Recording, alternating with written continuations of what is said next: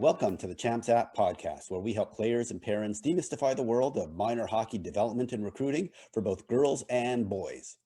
On this episode, I talk with Kerstin Matthews, who is the head coach at St. Anselm College. We discuss her team playing a Division I schedule, coaching the longest game in NCAA women's hockey history, and her advice for players and parents. I really enjoyed this conversation with Kerstin, and I hope you do too. Before we get to our guest, if you enjoyed this episode and want us to keep making more of them, please share it with teammates and friends. You can also subscribe, like, follow, and even better, it would be great if you would leave us a review. Now, let's drop the puck and get to the show. I'm very excited to have on the Champs App podcast, Kerstin Matthews, who is the head coach at St. Anselm College. She's originally from Westford, Massachusetts, and she went to Lawrence Academy for prep school before playing 4 years at Providence College. After that, she coached for 5 years as an assistant coach at Boston University, and she spent the last 14 years at St. Anselm College as head coach, where she has racked up 237 wins and was the 2019 NUHA Conference Coach of the Year. Welcome to the podcast, Kerstin. Thanks for having me. I'm excited to be here today. So great to have you. So let me ask you the same question I ask all of our guests. Can you please start off with your hockey histories and tell us how you started playing hockey? Yes, sure. I actually think I have a little bit of a unique story, but probably not. I think all the women around my era have something different than, we just started playing at a girls program. I actually was a figure skater to begin my career. I was a figure skater until I was the age of 9. My dad happens to be from a small town in Northern Ontario. So we always had a rink in the backyard. My brother played, and we would just go outside and, mess around in the backyard rink. And then all of a sudden, as a kid, I played a lot of different sports, and there was a woman who came up to my mom and said, I noticed your daughter's playing baseball. Would she be interested in playing hockey? And my mom said, oh gosh, I don't think so. She's a ballerina. She figure skates. She plays the flute. I just don't think she'd be interested, but I'll ask. And so my mom said, do you want to play? And I was like, girls play hockey. I can play hockey. So I was pumped. So I did my first practice in white figure skates and all of my brother's equipment. That's what I was going to ask you, if you were hockey skates or figure skates. Go ahead. Figure skates for the first practice, because I think my parents were a little disappointed. They had just invested in real leather figure skates for me, because I said this was like the way I wanted to go, because the additive now of you can see it, you can be it, you didn't see girls play. So I never really thought to ask. I thought to be involved. I opened the door for my brother's team, who's actually younger than me. So it wasn't that my parents are probably two of the most progressive people. Wasn't that I asked and they said no, it was that I never asked. And so when I was given the opportunity, my mom, said, I don't think she will, but let's ask her. And they asked me, and I was chomping at the bit. And I went out there with all my brother's equipment, white figure skates, and came off and said, this is for me. I'm done figure skating. This is for me. So who did you play with when you were 9 years old playing hockey? So I wound up actually playing at Assabet. A woman happened to live in our town. It was about 45 minutes away from where we lived. And so I started with a girls program at Assabet, and I wound up playing, it was so funny. I wound up playing squirts, and then I took up the sport pretty quickly. So I was able to then get pulled up to like the Pee Wee 2 team. And before you knew it, then I was asking my parents when I hit 13, I wanted to be able to check the boys. So I said, can I play some boys hockey too? So I think one year I was on 5 different teams, because I just loved it. I just wanted to play. So that was sort of how I've played boys, I've played girls. I kind of feel like I've done it all, even with coaching. I've coached high school, I've coached club, I've coached varsity, I've coached Division 3, Division 1. I've kind of done a little bit of all of it. I just love the game. I just love being around it in any way. So you're clearly passionate about hockey from like the moment you put on ice skate or hockey skates. Yeah. So what else was key to your development in your kind of those early years of your youth hockey days? Did you also have good coaching? Did you also just like hanging out with your friends? Was it, you had no problem going out in the backyard and just shooting pucks all the time? Like, what made you such a good hockey player during those years? It's funny. You look back and there's so many things that you did that you didn't even think were for your development, right? Like, so my mom's 5'0". And she played basketball in high school, because that's what girls did, right? So we had a basketball hoop in the yard. So I can remember as a kid at night, my family and I would play basketball, right? Or we would play foursquare. I lived in a great neighborhood with a ton of kids. So we would play street hockey in the afternoon. We would, play soccer. I actually spent a ton of time. I would say my 2 big sports were probably soccer and hockey, but not really until later did I really say, I only want to do hockey. It was more of, even in the year that I played on 5 teams, it was that my dad coached my brother in a team, and the girls' rules were I could get wavered down. So I was like, well, I just want to be with my brother and my dad. Like, it was just an opportunity to be with family. So I think I look at it and say, I would say what was key for my development is that I tried everything. I played everything. Anything that my parents would let me play, I played. There was no stereotypical roles or gender roles. It was just, hey, what do you want to do? Like, if I said to them, I want to quit all my sports and become an astronaut, they would have been like, great, let's become an astronaut. Like, it was really driven by me and what I wanted to do. Gotcha. So how did you end up at Lawrence Academy Prep School? Oh gosh, this is such a weird story. I wound up at Lawrence, and everyone assumes and I tell this actually when I do recruiting events, because I think everyone thinks that there's a guaranteed path to Division I, to collegiate sports. And I don't think there is. I think all of our paths are very unique to our own personal success and development. And I think a lot of this comes from my own parents, and they treated me that I was driving the bus. What did I want out of my life? So my father worked for Chiquita Bananas, and we wound up moving. We had a corporate move when I was in the 8th grade to live in Ohio. And at the time, there was really not a lot of girls hockey in Ohio. So I would drive every weekend and play in Michigan, 4 hours. I played on a local boys team. I was 16 years old. I was playing AAA boys hockey. I definitely had some good experiences there, great teammates, but I had some headhunters there as well. So there's some goods and bads.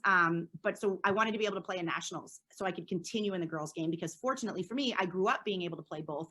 So I wanted to be able to continue the girls. And when I went to Ohio, that wasn't a big option. So I wound up going to Michigan. It was 4 hours one way. But my parents knew how important it was to me. So that was sort of where I kind of came to my parents after 2 years of doing that. And I just said, I want to go home. I want to go back to New England. I want to be able to play girls hockey. My dream is to play collegiate hockey. I think that it's harder for me to do that from a development standpoint out here. And my parents— That's pretty mature of you at that age to figure all that out. It's funny, I have a 10-year-old myself, and sometimes things that come out of his mouth, I'm like, who told you that? So I don't know if someone put it in my head. I don't know where it came from. But I actually had called my grandparents who lived in Concord, Mass. And I said, how do you feel about if I live here and go to school? I could play at Assabet. And my parents were like, hey, we're a family here. This is not the Kerstin Matthews show. So this really became a long discussion on what was really best for our family and how did that fit into helping me achieve the dreams that I wanted to, which was to play collegiate hockey. So it just so happened to be that we were fortunate enough to have an opportunity to come back to Massachusetts as a family, and my dad could work. That actually is a big piece. So we were able to come back, and my father had moved from Ontario to the state of Washington in his high school career, and he really thought it was extremely hard because everybody there was already friends. And so he had said to me, you have an opportunity to go to a prep school. Where at Lawrence, we graduated 96 kids. 45 of us were brand new my junior year. So half the class really was new. So I didn't really go to a school where there was 3 new kids on day one. I went to a school where there was a lot of us. And the reason it was Lawrence was because my mom said Westford Academy had the best school system for my brother. And again, it was not the Kerstin Matthews show. So these were my options that I could drive from my house. And she also made it very clear that I would not live anywhere else but in her house. So Lawrence Academy it was, and it worked out awesome. It was a great fit for me. I love my experience. And so since I've learned now about New England prep schools, my understanding is that you have to play 3 sports while you're at prep school. So what were your other 2 sports other than hockey? So that's actually interesting. I got lucky. So I played soccer. That was actually a really big draw for me. So that was I think we're getting inducted because we won our junior year. We won New England. So soccer was a big piece for me. I wasn't playing a third sport. I was never like I can play wiffle ball, softball, but I wasn't a softball girl, if you will. So I got to do strength and conditioning. So the trainer that was there, I still talk to both of them. He built me a strength and conditioning program. So that's what I did in the spring. And it was, ironically, was very good for me because my junior year, I blew out my knee for the first time because of playing soccer. So I wound up having to rehab in the spring anyway. So it was ideally for me, it worked out really well.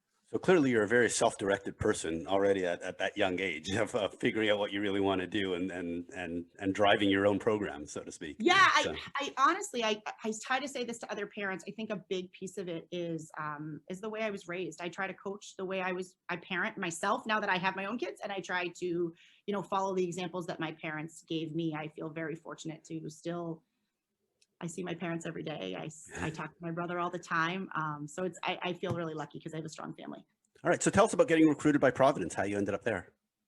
I wound up at Providence actually because one of my teammates from Lawrence did wind up at Providence. So to be honest, I went and looked at a couple different schools and they all pretty much had a teammate that I had played with, whether it was at Assabet or at Lawrence.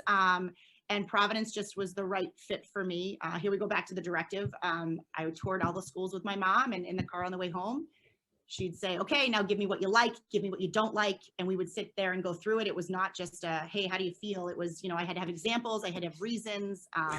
So Providence was just probably the best fit for me as an individual. I felt that I could go in there and I was not going to be the best, but I wasn't going to be at the bottom. I was kind of in the middle, and then I could work my way up with hard work. So I could see success. Having being at a small school was important to me, being an individual, like not just a number. I was diagnosed with dyslexia. And so having the learning resources and having people actually give me the extra assistance when asked was something that was really important for me to make sure I had academic success. Because as I say to my own players, we actually are here to get an education first. So making sure that I could graduate. Student and student athlete, yes. Yeah, it's student athletes, 100%. Okay. Gotcha. So actually, you talk about not just being a number. So if Cam Neely was your favorite player growing up, how come you wore number 4 at Providence? Number 8 wasn't available. All right. I really wanted to wear number 15, but neither one was available. That was it. It's funny. We don't do this here, but I was just given my number. I showed up and it was like number 4 Matthews. And I was like, okay, I love number 4. That was just how it worked. And you didn't question it. You just took it and you were happy to have a number. I'm curious why number 15. I know Cam Neely was number 8. Why number 15 was that? I wore number 15 my whole life. I got you. So that was my go-to. So my oldest wears number 15 now. So it lives on a little bit. All right. Nice. All right. So looking back on your hockey career, because I want to move on to your coaching career pretty quickly here. What would you do differently when you look back just on the hockey side of your career? What advice would you give your younger self? Oh, my younger self. I don't know if it's good or bad, right? I've always said I wouldn't change anything. I would just be smarter moving forward, if that makes sense. So I think actually to answer that, I probably would have picked up a third. Like I probably would have picked up something else in the spring, maybe a lacrosse, because I played baseball when I was a kid, but it just didn't stick. It wasn't my passion, right? So I think I probably would have picked up a third sport. I do really think there's a lot of value in having a multi-sport athlete, having someone who has something else besides hockey all the time. So I would say maybe I would pick up a third sport, like a tennis. Nice. Golf. Okay. I wish I'd picked up golf. That's a true regret. I wish I'd picked up golf. That's definitely a lifetime, outing that you can do until you. Well, that's it. I say to my own boys go to golf camp now because I'm like, this is the one sport that people do in business. This is the one thing that I wish I really did have now. Instead, now I play a scramble once a year and I'm like, please don't keep track of my score. I just hope to contribute. Gotcha. So speaking of business, I notice on your LinkedIn profile that there's a 4-year gap between graduating Providence and becoming the assistant coach at BU. Can you care to explain this gap in your resume? Sure. I actually coached girls high school hockey. Okay. So it goes back to what I said. I've kind of coached everywhere. I was, here we go back to my mom. I came home from work one day and I lived at home for 3 months right out of school just to, my apartment wasn't ready. I was moving in with a friend and it just wasn't ready yet. So my mom came and said to me, Westford Academy is starting a girls team. You should really give back. You should give back. And I'm like, Mom, I'm tired. I've given up. I've sacrificed my nights and weekends. I've done all this. And she said, Kerstin, it's really important to help others. And so I called the gentleman up who started the program and I just said, hey, listen, I just graduated from Providence. I was a captain there. If you have need, maybe once or twice a week, I'll come out. And, I went once or twice a week, which was what I wanted to do. And the girls just really loved having me there. And it was so rewarding for me to be able to see that I could make a difference with them that, of course, it turned into I was there all the time, all the games, all the practices, which is probably why I wound up becoming the club coach at BU. Was I finally said to him, I'd like to do this on my own. I'd like to see how I do it, right? Not as an assistant, but as a head. And he had started the program there and he wanted to stay. So I looked at BU and the rest is history. Gotcha. And you actually also had a day job while you were doing the high school coaching. Oh, yeah. Is that correct? Yeah, I think most people have to have a day job that do high school coaching. So I worked at a company called Cintas, which was a really cool experience. I was a management trainee and I got the opportunity to learn 4 different facets of the business, which was just, I actually contribute a lot of what my first 2 jobs were in the real world. to the success that I've had coaching, because I learned about sales. I learned about managing a business, which is really, my degree is in management. And I say to people all the time, never did I think of picking management because I had aspirations to be a hockey coach, but what a fitting degree for what I do on an everyday basis. You know, you manage 24, you know, employees, so to speak. Yeah, and you have a budget, and you have to bring new, you know, it's whether it's my staff or my players, so it's a really fitting degree, and it's, you know, you can use it everywhere, which is nice. Gotcha. So you moved over to BU because you wanted to actually see if you could run your own show. Yeah. So tell us about that, and then the movement to being clubbed to D1 with Brian. So I went there as the club coach for 2 years, and I really, that's I just wanted to be a head coach. It was great. I still, at that point, I transitioned over to medical sales. So I was working for a small company out of Long Island, and I was doing medical sales. My territory was all of New England, and I started to realize more and more. I also owned a business with a fellow Providence grad, and we were doing coaching girls for girls. So it was kind of a unique, it's hard to believe in 2000 that coaching girls was unique, but it was. So we were doing that, and I was finding I was trying to spend more and more time condensing my work, my real job, which paid my bills, to be able to do all the coaching. So when the program decided to go Division I, I really reached out to Bob Duraney, who was my coach at Providence, and I just said, you know, Brian DeRocha, here's what I'm doing, coach. What do you think? And he's like, I told you your senior year, I thought you should be a coach. You have such passion for the game. Let me call Brian. And I wound up cold calling Brian, sales 101, right? Cold call Brian. And I said, hi, I'm Kerstin Matthews. I'm coaching the club team. And I would just love to have a conversation to see, what are you looking for? And could I possibly fit what you need? And here we go. So it worked out really well. Always building on your base of previous experience. Yeah. Right. I say this to everybody. I think everyone should have to go into sales because you sell yourself every day. Yeah. Whether You're it's selling all the time. All the time. All right, I only have one more BU question before we move on to St. Anselm. So we had Alison Coomey, who was an assistant coach right after you left, and we talked about Marie-Philippe Poulin. And the question that I've always wondered, how the heck did she end up at BU? Because she's from Quebec. And then I noticed that you had Julie Poulin on your team, who was a transfer, and she's also from Beausejour, Quebec. Now, I'm not sure if she's her sister or her cousin, but is there a connection there? No. No, there's not a connection there, other than just like I had mentioned to you this before, the women's hockey world is just so small. So the connection really is that when you have a player from that same province and now you have another girl looking, it now becomes a little bit more comfortable because you're not doing this all on your own. Like if you look at our roster, there's kids from Minnesota, right? It's that first Minnesota kid to draw her here by herself is hard, but then after they all, you know, there's a comfortability. Gotcha. Okay, cool. Good to know. All right. So tell us how you ended up at St. Anselm and why. So I was at BU with the varsity program for 3 years, which was an amazing experience. It was really helpful for me. It was probably the first time I was an assistant and not in charge in my coaching career, which I really, hindsight's 2020, here we go, right? In terms of regrets or things that you'd change in the past. I made that decision by accident, and what a great decision it was. Brian DeRocha was just fantastic to me. The BU family was fantastic to me. And I learned so much there that I really, I got itchy, and I was like, I want to do this myself. I think that I could do this myself. I'd really like to do this myself.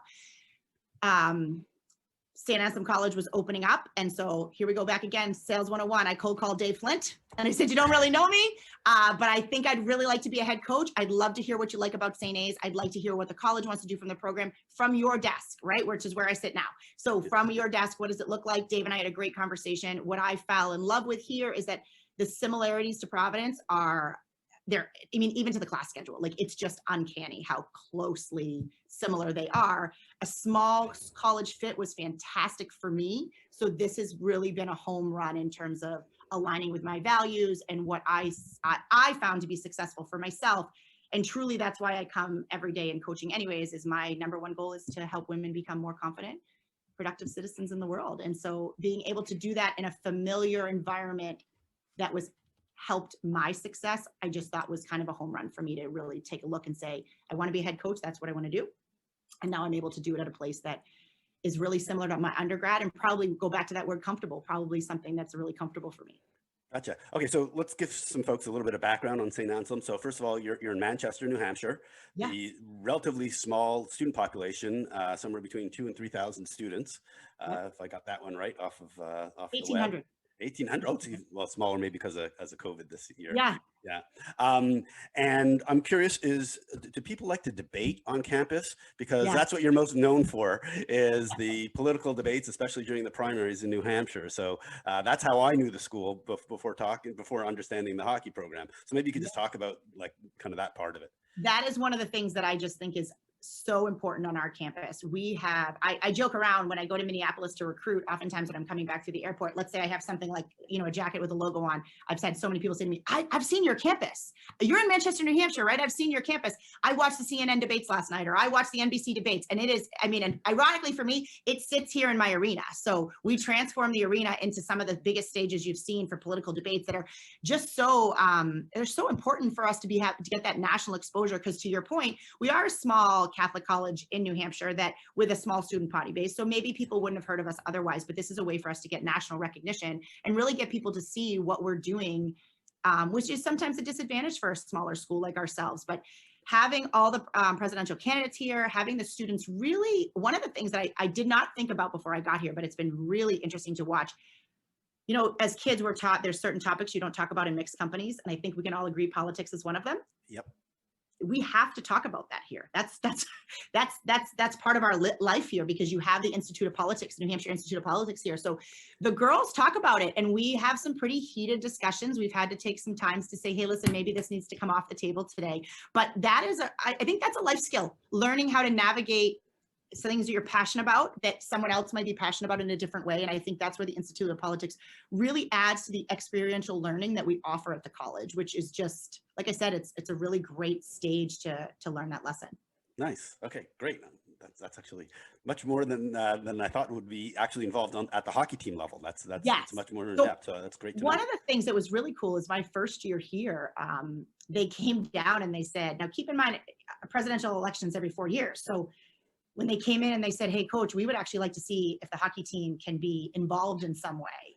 I thought, oh, this would normally be an easy pick, right? Like you'd say to your seniors, you get first dibs because these kids have 3 more years. Well, not if you consider the elections only once every 4 years. So everyone had to be, and I found it really interesting and some good conversation and dialogue around people were willing to step forward and be on a stage with a particular candidate. And I knew they were voting for someone else. And I was like, and they were like, but coach, we'll be on TV. Like, we're going to be on TV. So it's always, again, life lessons to be taught to say, just because you could be on television, really think about what you're standing behind and are you comfortable?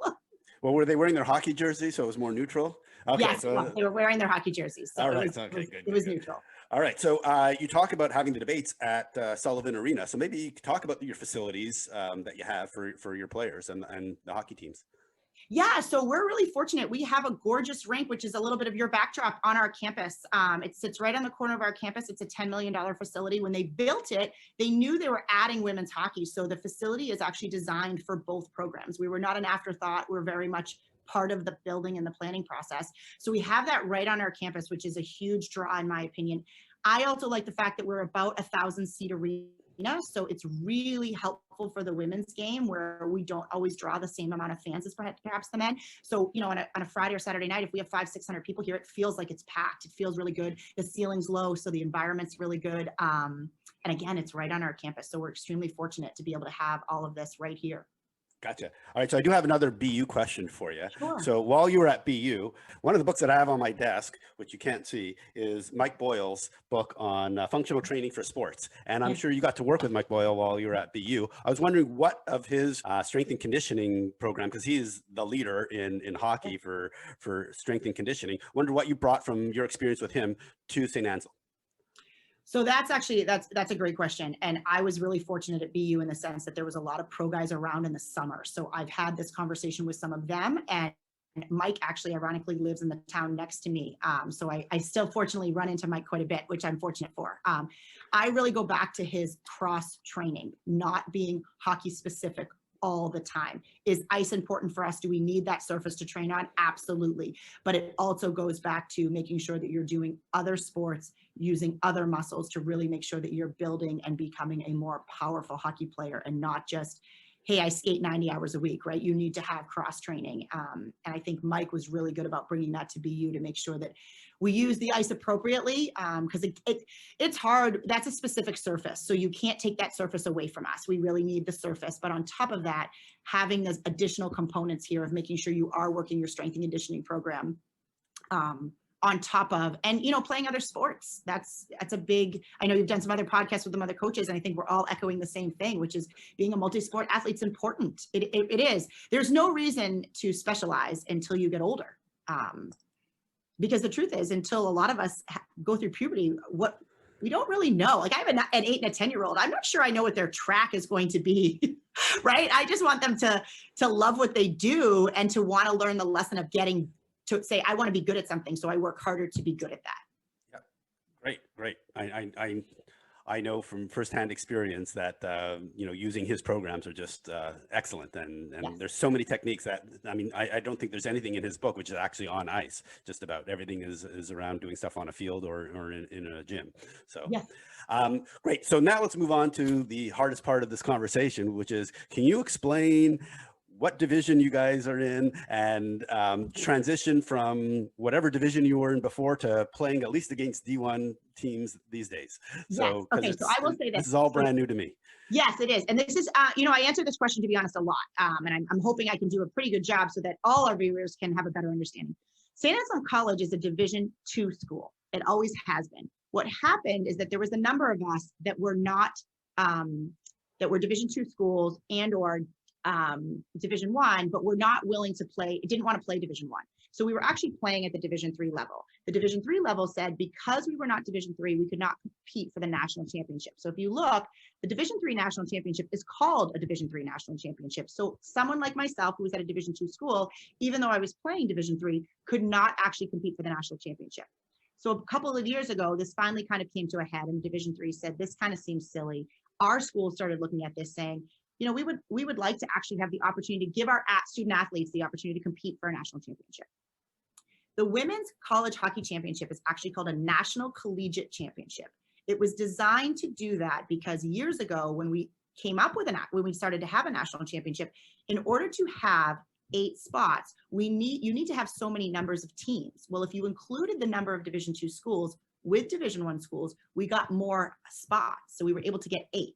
So we were included in that, but we just chose not to play there. So recently we've made the decision, well, if we can compete at the national championship level, we would like to play there. So the National Collegiate Championship for women is a Division I, Division II national championship. So a school like myself and others who are a Division II school can play a Division I-II schedule and compete at the National Collegiate Championship.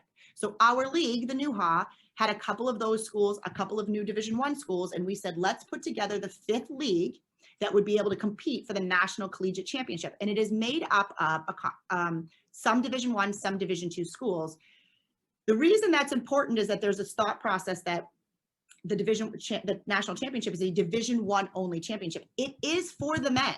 It is not for the women. If you go on College Hockey Stats, you'll see this and you'll say, she's right. It is called a National Collegiate Championship. National Collegiate means Division I and Division II. Does that help? Yes, absolutely. So how does that impact scholarships, financial aid? How does that impact like recruiting and you know, the number of players that you can have on the team and the financial aspect? That's what's actually really interesting. The impact to the outsider is very, very minimal, in my opinion. Let's start with the first thing you asked. How does it impact scholarship wise? Every school, regardless of what your classification is, every school has the right to choose to fund their program to the level they want to fund it at. So, you know, I've been in this game on the women's side for long enough to tell you, and I'm not going to name names, but there are colleges that were not fully funded that when I was playing that are fully funded now, which is 18 full scholarships, right? So, but that's an institutional decision. That's not an NCAA decision. The NCAA says here are the guidelines. You have to have a max of 18. If you offer academic money with it. So that they provide the guidelines, but the schools get to choose how much funding they choose to put into it. So from a Division I or a Division II standpoint, that is really an institutional decision. That is not a divisional status classification decision. Then in terms of the recruiting rules, what we did, because again, there are actually a number of Division II schools that have Division I women's ice hockey. What we said as the 5th league is we are not grandfathered under the rule that some of the other schools are grandfathered under. So those schools before our league that are Division II that have ice hockey, they've declared Division I ice hockey. That was something that you could do. The NCAA has put a moratorium on that. You cannot do that anymore. So what we said was we have a way to be able to do this because it's a national collegiate championship. To play Division II can play at the Division I level. The only, I would say requirement, but it wasn't a requirement. It was really a gentleman's agreement, and it's something that we were enforcing. We are following Division I recruiting rules because there's some advantages in the Division II recruiting book that would give some of these Division II schools earlier recruiting. So we wanted to level the playing field, which we've also, you know, that's a common theme in my opinion from our body, right? Like you've talked to some of the other coaches about how we've changed the recruiting cycle and we've slowed it down, right? So we wanted to really level the playing field and say, well, it's not fair for these 5 or 6 schools to fly kids in their sophomore year. They're going to follow the same rules as all the Division I so that we can try to make this more equitable across the sport. So there's that piece that makes the difference. But in terms of day-to-day, anything that really has any bearing on the student athlete, I don't think there is. I really haven't found anything that is that's caused an issue. And we've been doing this now for about 2 years, and it's worked out really well. We follow Division I recruiting rules, but we are technically classified as a Division II school. We play a Division I/II schedule, and as long as we play 20 games, which is the NCAA minimum, we have an opportunity to be an at-large for the national championship. Gotcha. So I got a couple of questions on that. So one, so the conference that you play in, the New England Women's Hockey Alliance, NUHA. Yeah. So do all those schools have 18 scholarships, or is it vary by school? It varies by school. So again, and I'm definitely not going to go out on a limb and start telling you what I think, who has what, right? That is just like any other conference. That is a decision, an institutional decision. Now, some conferences will come forward and say to become a member of the conference, you do have to have X, Y, and Z, whether it's a scholarships, number of assistants, a doctor on staff. That's a conference decision. Our conference has not made that decision. So I think what you're going to see moving forward is schools or institutions that want to add women's ice hockey, we're going to be a great place for the growth of the game. That's where people are going to want to come because they don't have to come out of the gate with 18 full scholarships, which, you know, after what happened to some of the programs that are no longer, that don't have women's hockey programs anymore, I think it's important for us to remember that we are here for the growth of the game, and we want more women to have more opportunities to be able to play the sport. So we are going to have to, you know, go through some of the growth of what the game needs, and that is by starting to add programs and letting them have the opportunity to slowly work into their funding.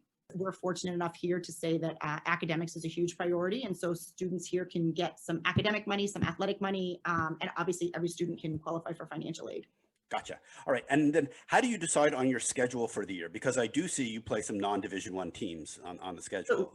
Right. So you were looking at the numbers, right? With COVID, I believe that's our 18-19 or 19-20. We're in 21. So that would have been 19-20. Previous seasons. Yeah, sorry. So 19-20. So it's funny. I have a lot of people ask me this question. The reason you'll see Division III opponents on that is when we made the decision to go to start the NUHA, just like recruiting, scheduling is actually quite far out. And I don't think players realize that because we spend so much time saying, live in the moment, live in the moment, live in the moment. Meanwhile, we're scheduling 2 to 3 years out. So that first year, which was the schedule you're looking at, essentially everybody was full. So when you look at other members of our league, a lot of us had a hard time getting Division I games just because schools were full, where had we played this year, you would have seen that it's almost all Division I, Division II games. Our schedule next year is all Division I, Division II games. It was really just a matter of time kind of catching up. That was our first year in the league, first year we had announced. So that was where I would think there was a transition period, if you will, for just making sure we could get the opponents that we needed to get. Gotcha. Okay, now let's move on to the coaching part of things. Okay. So you've been there for 14 years or so. Yes. And you've had a lot of success. So which was more special, your 100th win or your 200th win? Oh gosh, I don't know. I think they're all special in some way. It's not, you know, it's funny. I was talking to someone about this the other day relative to like whether it's your win or your coach of the year, and it's such a staff player driven, it's a program driven award. So for me, I think they're all just like, they're all memories, right? They're all great memories. I don't know that I could say one is better than the other. I remember both of them. I remember the players that were on the team. but I also know that in order to get there, I think of the first class I recruited to come here. Right. So even though they weren't with me on that day, it was still just as much a part of them as it was that the players that were on the team that day. So I can't say that I pick one over the other. It's like asking me which one of my kids I love more. I love them both the same. All right. And have you tracked your trajectory of number of wins and when you're going to pass Brian DeRoche from Boston University? Because he's at over 300. So at your rate, I got 29 basically is when you're going to pass him. No comment. No, I haven't. I'm not. I live very much. I live in the moment of trying to make sure we get better every day. I can't honestly tell you that other than the fact that people told me it was coming, I couldn't have told you that I was going to hit that marker, to be honest. Gotcha. Okay. So tell us about your staff and how you divide responsibilities between you and your assistants. So I feel really fortunate. We have sort of a unique staff here, and it's as we're moving forward. So I actually have a full-time faculty member on our staff. So her primary job is at the college is to teach, and she is fortunate enough that she volunteers with us and just kind of helps us, which is that Sarah Glenn? Mm-hmm. And so she's been there since day one, I believe. Am I correct? She's been here longer than me, which is awesome.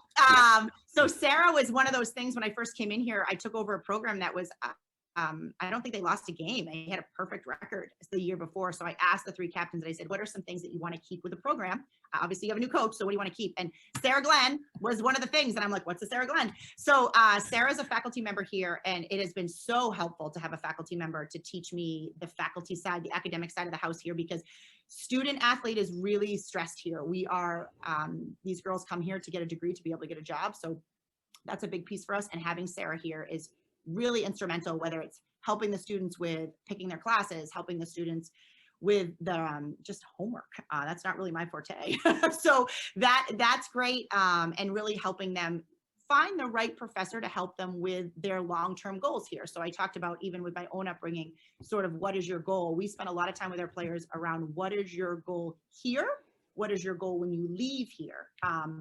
So I think it's important for the student athletes to recognize that they have the resource of Sarah and her academic side. We also have another, I have a full, my other assistant, Kate Leary, who played at Boston College. She's with us this year, and that has been a great addition because Kate played professionally. She's a different background than myself, not crazy different. I mean, she grew up in New England, but just a different story. So the girls have another great example of what would it look like if, when I graduate, if I want to try to play professionally and work, because a lot of those women do still have to work. So we've met with a couple of the kids to talk about what that would look like. And then I have another assistant, Joe DeLoe, who again works for the college in another facet, but it's a great resource for the girls. A couple emailed me the other day asking for something, and I'm like, hey, hit up Coach Joe. He knows that's his side of the house. So we divide it really amongst our strengths the best we can. I think Kate and I take on the primary bulk of recruiting, everyday skills, but those two are around a lot to also help us out. It's good to have different leaders and for the girls to see different ways to lead. And a few years ago, I watched a video from a few years ago where you talked about your style of play being very aggressive. I'm curious, do you still maintain that kind of strategy for style of play? I do. It's interesting. Someone said part of that's just a personality trait that I can't get rid of. I mean, I would rather make a mistake and see it than to play it safe and still have to live with it. So we do maintain a very aggressive style of play. I love kids that want to think for themselves, be able to go and make good hockey decisions, right? So when we talked earlier about, sort of the multi-sport athlete, you want kids that really can think sports, right? Think competitive, learn puck protection from other things. So I think it's important for the student athletes to have the ability to think for themselves. I think that's one of the best life lessons that they can learn by playing sports, is how to make decisions in a crucial time and feel confident in that decision and not come back to the bench and say, coach, did I do the right thing there? Well, if you did the right thing, did you make a good hockey play? Yeah, I did. Well, then it was the right thing. Systems are just guidelines to be able to facilitate decision making and good hockey plays. So related to that, the last couple of years, you've had a pretty young team. And so how do you decide to make trade-offs between development and winning, especially during a game? Obviously off ice, everything's about development, not off ice, but not during a game, everything is about development. But during a game, how do you make the choice between, well, I could give this younger player more ice time, but it's a little risky in the third period when we're down by a goal or only up by a goal, versus giving them the chance to put them in pressure situations? So I think there's two thought processes that I use there. And number one, I would say we really have a mentality here that all of our student athletes have to earn what they get. So if you are if you have a bad Friday, you can come back on Saturday and have a better Saturday. We're not holding things against kids, right? So it's, hey, come out and earn it. Some days, just like you and I, some days you're going to have a killer day. Other day, you're just not as good as you were the day before. That's what's going to happen. That's life. So I'm trying to teach the student athletes to say, hey, listen, you've got to come and give me the best version of yourself every single day. Then from a development standpoint, going into a game, I think we make some decisions based off development. At the beginning of the year, we make decisions based off development in terms of, are we going to protect a player and maybe not put them on the power play, in game one, but let her have some of that opportunities in practice, let her get some of the experience then, so that you are setting the women up to succeed. I don't think I've ever had a freshman goaltender start in our first game of the year. Not because, they may be not ready, but some of it is the protection of their development to say, you want to get some good confidence under their belt. And we found that it works really well here. And to use Brian DeRocha said to me once, you really want to give your upperclassmen an opportunity. And so I go into every season saying, my upperclassmen have been here. They've worked the process. They deserve the opportunity to have a spot on the power play. They deserve the opportunity to get into the first three lines. So we give them those opportunities. And while we're doing that, we're also sort of giving our younger players the time to come out and just have fun, right? And sort of give them sort of that time for the development, to your point, so that when they're juniors and seniors, they have lived the culture for so long that they're chomping at the bit for that. So I think that's sort of how we've been able to maintain that. And, you do have kids that are young that are just ready, and if they've earned it, they get it. So I don't think I go into anything with a preconceived notion. I try to be pretty open-minded every day in terms of, hey, listen, if you had a bad day yesterday, let's see if you can have a better day today. And we're going to put you where it gives the team the best chance to win. And then development, is also in the back of our mind. It has to be there all the time, I think. Gotcha. All right. Well, talking about, feeling good, do you remember what you were doing on the evening of February 22nd, 2020, maybe early in the morning, February 23rd, 2020? And were you eating pizza in between periods, and were you hydrating a lot? So you're not eating pizza, I can promise you that. That was what our NCAA longest history game. Is that what we're referring to? 8 periods of hockey. Gosh, what'd you say? 8 periods of hockey. Oh my gosh. It's so funny as a coach, because so many people want to know, and I heard them ask the athletes after, what did she say? What was the reason the goal goes in, right? And can you set this up, by the way? Can you just set up what actually happened so folks can understand? Oh yeah, sure. About? So we wound up, it was here at Sullivan, and we wound up playing, technically almost 3 games of hockey. We went into the longest NCAA game in history. And it was it was just long. And to be honest, there was a couple times in between periods that I did ask commissioners and athletic directors, can we stop and start again tomorrow? Because we were definitely starting to get concerned about the welfare of the student athletes, which is obviously at the forefront of our minds all the time. So it's interesting when I think about when people say to me, what did you say? And when I hear what the players had to say too, we focus so much on just keeping them mentally strong. Hey, listen, in between periods, I was calling our strength coach being like, what do you got for protein? Just so we can, definitely not feeding the pizza, but what can we give them in their bodies so that they can feel like they can start to get some energy back in their legs, making sure. And again, here to your point, what a great opportunity as a coach to get some kids some experience and really be able to use the depth of our bench, making sure that we weren't just running 3 lines, making sure we were getting all 4 lines in, getting sure we were getting all 7 defensemen in, to really be able to use the depth of our bench as we continue to see the clock tick on and on and on, but also making sure that you're getting your players that needed the rest, so that when they did go out there, could they create a big moment to put us over the top? So we talked a lot about that. A lot of, hey, lay down, get your legs up, in between periods, try to go in with a clean slate, make sure that you're not thinking about mistakes, making sure you're thinking about the things that you can do well, making sure you're making good plays that are good hockey decisions that are going to set your teammates up to be successful, not that you're going to leave defensemen out there for a 5-minute shift because we can't change up based off where it was. So it was really just a lot about their overall mental preparation going into such a long game. And the girls, they were awesome. They were just great. And thankfully you ended up on the right side of this. So it's a positive memory, not a negative memory. It's a positive memory. And I don't know how the Franklin Pierce girls would feel. I hope for them it's a positive memory too. I think it was really just a matter of, we had a game like that early on in my career that both teams were just so fantastic. And you really looked at it and said, whoever the winner is, both teams are winners today, right? Like they just did both teams competed so hard and went through the same victory. And I won't lie, obviously it was great to be on the winning side of that for sure. And it's just a testament to, I think, the girls and their resilience-ness, which was, I think I was just talking to my athletic director about this the other day. I mean, we played so many games in the month of January, and I don't ever want to do that again. That being said, there's a part of me that wonders if that prepared us just for such a grueling day. Gotcha. Well, unfortunately, that was right near the end of your season last year. And tell us what happened this year with your season. Yeah, so we didn't play this year. It was a decision made by really the Division II league that the rest of the school plays in for the best interest in safety and health of the student athletes. And I can completely understand why you can have to make the decision that's across the board. You can't just say, well, we're going to make it for one and not for the rest. So we didn't play this year. Obviously the girls were disappointed. It was hard.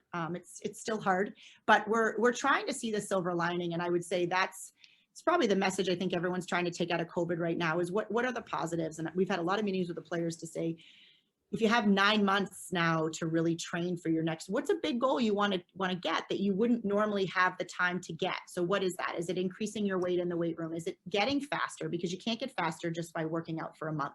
It's really a long dedication process. So we've really tried to say, hey, let's find the silver lining in this and take the opportunity to say, set a long-term goal for yourself and let's have regular check-ins around that long-term goal. And I would say the same things. I've said the same things to recruits. I think it's important for these young girls right now who are also saying, this is such an unprecedented time. I'm not getting in front of college coaches. I look at it and say, take the opportunity, try something. Maybe you wouldn't try a toe drag because a coach is up in the stands and you're not a toe dragger. Try your toe drag, right? Try to be that powerful Cam Neely where you push to the outside because maybe you're a little bit more of a water bug. Try some of those things that normally you're nervous to try about because you're like, well, if this is the one time this coach is going to see me, right?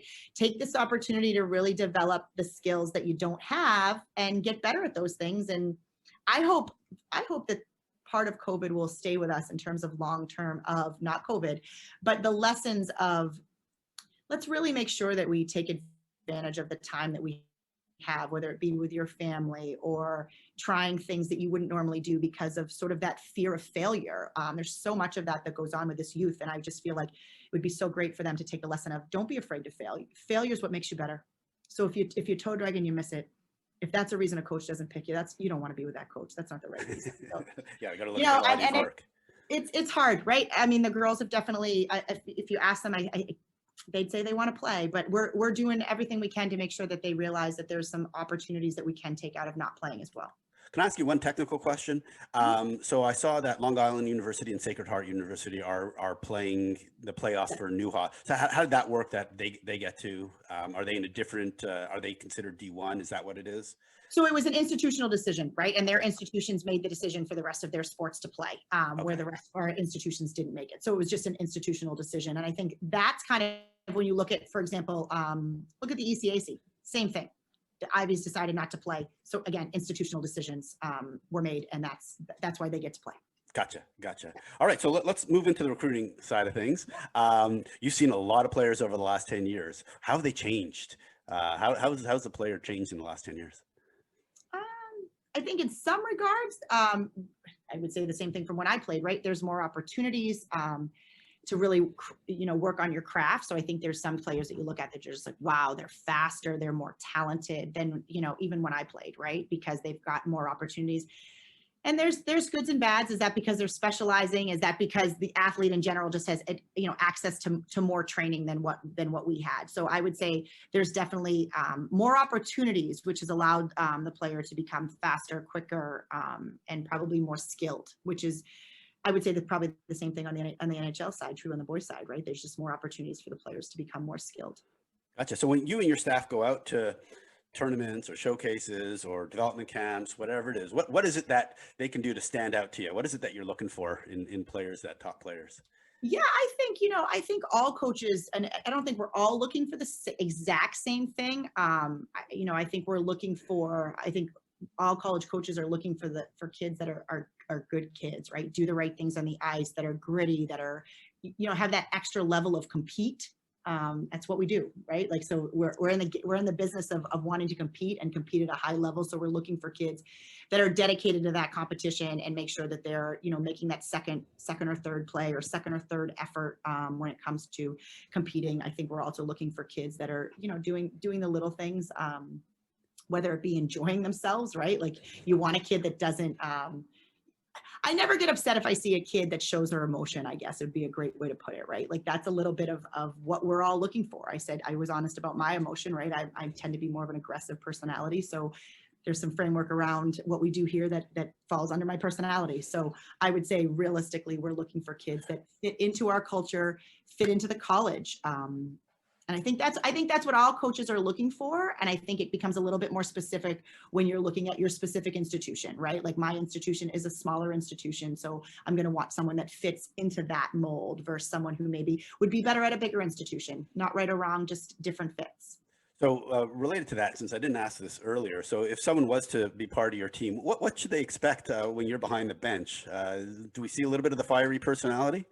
Yeah, no, I'm fiery for sure. And how does that demonstrate itself? Yeah, no, I'm fiery. I'm a vocal communicator. I talk all the time, whether it's calling things out and not specifics. I'm not, holding up numbers of plays or anything like that, but whether it's, just sort of guidelines, I like to call them. Our systems are guidelines to create what we're trying to do, but we're definitely, it's high energy, I guess would probably be the best way to put it. Like, I definitely have a lot of energy, and I want, sort of the players, there's a lot of cheering on our bench. There's a lot of support on our bench. That's sort of the culture that we have. Gotcha. I got so many more questions I want to ask, but I got to kind of start wrapping this up. So I got like only 2 or 3 left. So can you talk about some of the challenges that you have from a recruiting perspective of, so your Division 2, which you have to explain to folks, and then you have folks who are thinking about Division 1 or Division 3. So you're kind of a little bit in the middle. How do you have that conversation of, players that are kind of on the cusp of D1 versus D3 versus St. Anselm? Well, so the way I explain it is, to be honest, the way I just explained it with you. Like, we're playing for a national collegiate championship. So if you really want to define national collegiate, is Division 1 and Division 2. So that's the wheelhouse that we live in, right? And then I look at it and say, the technicality of us being a Division 2 school, that's what we are. We've yet to see anything that's kept us back from being able to do what they're doing on the Division 1 side. So again, we're following Division 1 recruiting rules. It's really just an education piece for me. And I feel that once I've explained it to families, they're saying, well, this is, so we're still going to play, like, this is what your schedule is. This is where we're playing. And I'm like, absolutely. And we've started a new league. So any new league would have to sit the 2 years to get their automatic qualifier. So that's, that's in line with what everybody else does. And so for me, it's more of an education piece and making sure that families are just comfortable with what I consider to be the details. That's really all that it is. But if this is the right institution for you, because I think that's a big piece for the university. This is not just about being a hockey player. We want you to want to fit into our community. This is a small school, and it's something that I love about it. And we have a great community here. I've had student body presidents here. I've had valedictorians here. Like, I really want the girls to say, Coach, this is what I want to do. And then I'll help them drive their bus to get there. And I think you can do that here. So that's where I look at it and say, explaining and educating is what we do every day. And so it's really just more of an education piece around the Division 2, Division 1, and how the nuances are. Gotcha. Okay. Last question before we talk about how folks can learn more about the school. So what advice would you have for players or parents now in this COVID era as it relates to recruiting? So, it's interesting. I think that's a hot topic for everyone. And what I would caution every parents on, and maybe I shouldn't say this, but I'm gonna take it. I'm aggressive, so I'm gonna throw it out there. I say to everybody all the time, when I went shopping for a car, and a car is a material object that I could crash, get rid of, sell whenever I want. I didn't make my decision in 24 hours. I did my homework, because that's what suits Kerstin Matthews as a person. So I would encourage you to stay true to your values of what you're looking at. There seems to be this feeling of rush. We're losing the point. We're losing what the reason is that we do this, right? The reason is to find the most successful environment for your daughter or son. I was fortunate. I have 2 children. They're boys. I take the same process with them. I mean, I have two kids that do two very different things. They both play hockey, but it's very different based on their personalities and the bus that they're driving. So I think parents need to do a good job of being a guidance for their student athlete. So, hey, I noticed that you're better off in a small environment because you like to be more of a person in a classroom, or I notice you're better off in a big environment. You like to be in the big fishbowl. Then that's where you should help steer your child, but let your child see both sides. In the COVID era right now, find the positive. The positive is your kid can play hockey without a big watch glass on them all the time. Encourage them to try new things. Encourage them that failure actually breeds success. Learning how to make mistakes and overcome them is important. And the truth is, that's where I think this COVID has actually helped, right? Sort of hopefully die down some of this craziness that we're all searching for a destination. Enjoy the journey, right? I can't tell you how many people, and I'm sure this has been said to you, I have two young kids and I work a job that is a ton of hours on the road, and people say to me all the time, your kids are going to be 18 in a blink of an eye and you're not going to remember it. I really try with my own kids, with my own team, to say, let's live in the moment. Let's live in where we are right now. Does that mean I'm not planning? Does that mean I'm not preparing? Absolutely not. But when I'm in this journey of COVID, for a parent that is, I would say, make sure you're setting your kid up to succeed. What does that mean? Is it talking about whether you have an offer or not every single day? Probably not. It's probably letting your daughter have some conversations with her coaches to say, what do you think? Is my recruiting process going to be delayed because of COVID? Probably. And we're not going to see the end of this, in my opinion, for the next 3 or 4 years. Like, this is going to continue to trickle down. There's going to continue to be delays. That's okay. So make the decision that is best for your child, not I need this, right? Like it really, and I know that sounds easy from my perspective because of the knowledge that I have and the chair that I sit in, but I really try to do that even with my own two children, because the truth is, if this is what's meant to be, it's going to happen. Yeah. Right? There's no rush, right? There's no rush. And, if you're rushing and it doesn't feel right, then it isn't right.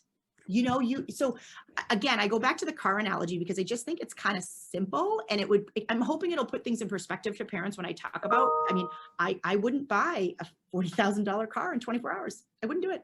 Yep. I just wouldn't. And the analogy that I have is, at least on the girl side, is most of the boys who go to college don't start till 2 years after the girls do. So why couldn't you wait at least 2 more years? There's no reason that you couldn't, an extra 2 years wouldn't hurt you. So, 1 year is definitely is more than fine. Well, and again, right, this comes down to, sometimes for me, this comes down to families' resources. What can the family afford to do? I made this joke with you earlier. I have 2 children. I can't give more money to one than the other. So you have to, what are the resources that you as a family can do? What about, some of these kids, and we have kids that are, birth year wise, they're young. Maybe they need an extra year, or academically they need a year, or maybe they don't. And maybe the opportunity in front of them is the right one. Right? Because sometimes I think isn't the expression the grass is always greener somewhere else? I think sometimes we're expecting, if we make certain decisions, that something else is going to open up. Well, what if it doesn't? Are you passing up something that is really good on a hope, right? Like, live with where you are. And I guess, isn't that the message we're trying to teach all of our children, is be happy with who you are, right? Be happy with who you are. And you want to work hard to achieve. Well, I personally had, when I was at Providence, when I was a young kid, obviously, like every girl, I wanted to play on the Olympic team. Well, as my career went on, I realized I probably wasn't in that top 40. So instead, my goal became, I wanted to be the first kid in my class to be offered a job. I still think that's pretty cool. I don't, right? Like, I don't think that's bad. And so I was able to achieve that, where you have to help your children find realistic and obtainable goals, just like we do as adults. As an adult, right, you have to have realistic and obtainable goals. Well, why shouldn't children have realistic and obtainable goals? It doesn't mean we take away their dreams, but if you're starting to look at a situation and say, I don't have exactly what I want, well, start to have the conversation. Why? Is it because you need a year or 2 extra?